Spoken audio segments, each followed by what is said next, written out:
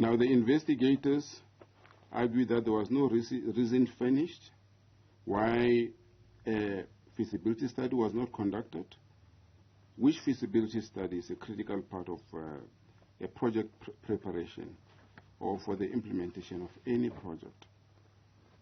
And such an assessment will have enabled NSFAS to make a much more informed decision on the proposed solution and to evaluate the practicality and chances of success of the proposed direct payment solution.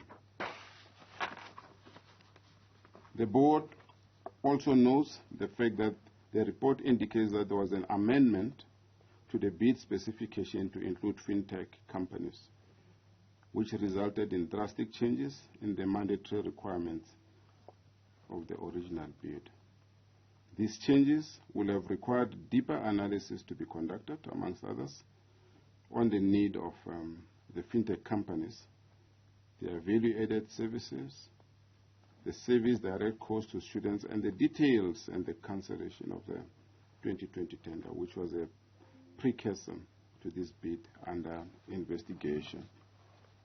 COSA says the investigation also found that the CEO's involvement in the bidding process was a clear violation of NSFAS processes, as well as a conflict of interest. The NSFAS CEO, Andile Nongogo, had taken a leave of absence following allegations made against him while he was at the helm of the Services Section Education and Training Authority. He's now been given time to tell NSFAS why his contract should not be terminated.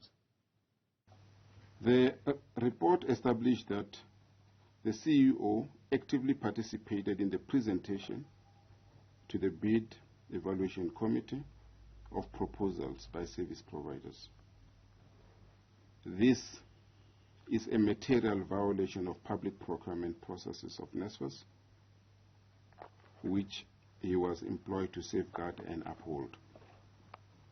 Furthermore, the report reveals that there seems to have been a conflict of interest in the appointment of these two fintech service providers. The report also states that the CEO appointed Dr. Chirwa to assist the bid evaluation committee as a technical advisor. This appointment was inherently incorrect, according to the report, as the 2021 SAM policy does not provide for the appointment of an expert to the bid evaluation committee. These findings and recommendations are far-reaching. They've got huge implications on the service providers themselves. We service providers are businesses who had made plans, who had certain expectations. It also has huge implications on many other stakeholders. So we really need to process this and engage. And this must be done in a manner that is that's much in tandem with the question that was raised by the Cape Times. Are there legal actions already? Are there challenges already? So the board must travel this journey in the most responsible and cautious of ways, and that's exactly what we're doing. For more on that story, let's speak to the spokesperson of the South African Union of Students, Asive Dlanjwa. A very good evening to you, Asive. Grateful for your time. So let me get your reaction then as the students, the people who would have been affected by the ineptitude, the inexperience of these companies, now that especially a finding has been made against the CEO over his involvement in the process of their appointment. Good evening, Butembegile, to you, your listeners and your viewers, and thank you for having us once again. We have welcomed and received the report by Workmen's attorneys into the allegations as it pertains to the appointment of the service providers at NSFAS.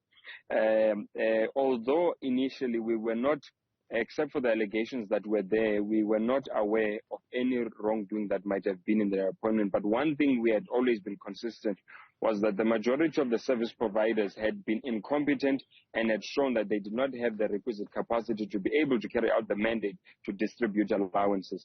This was not just our view, it was a view, and it was in fact, it was evidenced by thousands of students not being able to receive their allowances month after month from the time that they had taken up that payment system. So we welcome the report and we welcome its outcomes, and we are hoping, as per the commitment of the board, that it will be implemented to the latter.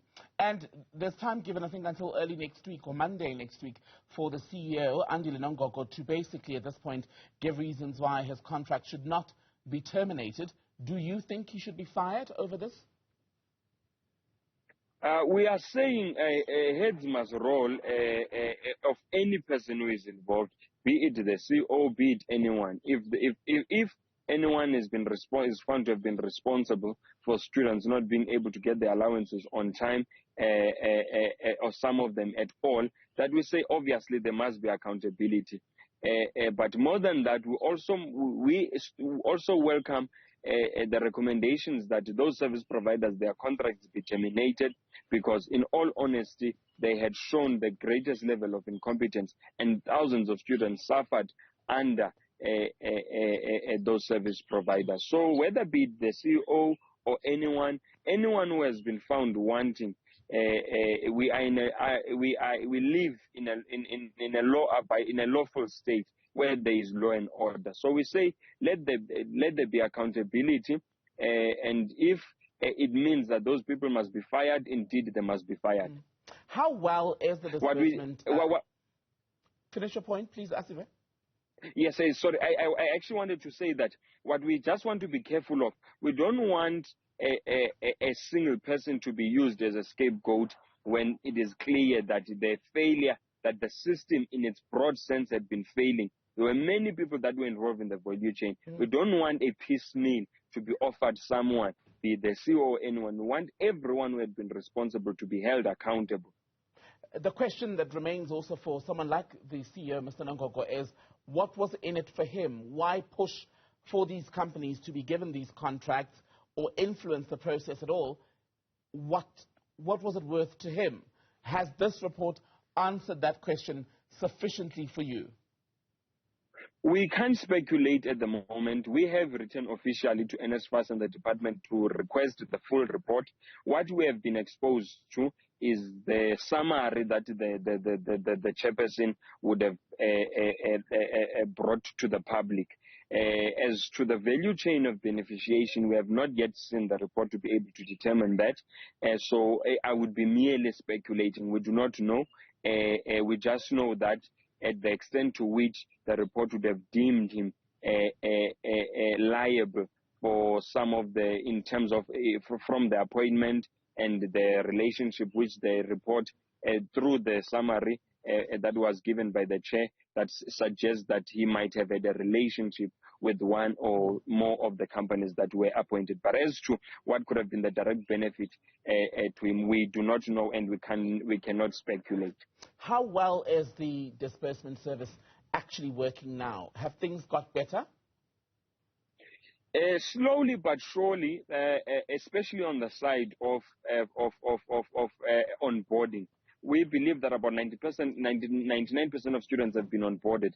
But unfortunately, as per the last meeting we had with NSFAS, we were still sitting with 10% of students that had still not received their funding, which is probably over 70 or 80,000 students. So we don't want to say it's working. There seems to be some progress, because for as long as there's a single student who is about to write exams now on an empty stomach, who does not have the necessary sanitary products, who does not have food, etc., we can't say it is working, because we know for a fact that there are still thousands of students up until today who have not been able to receive their allowances. Asive Dlanjwa, good to speak to you from the Union of Students. Thank you for your time tonight.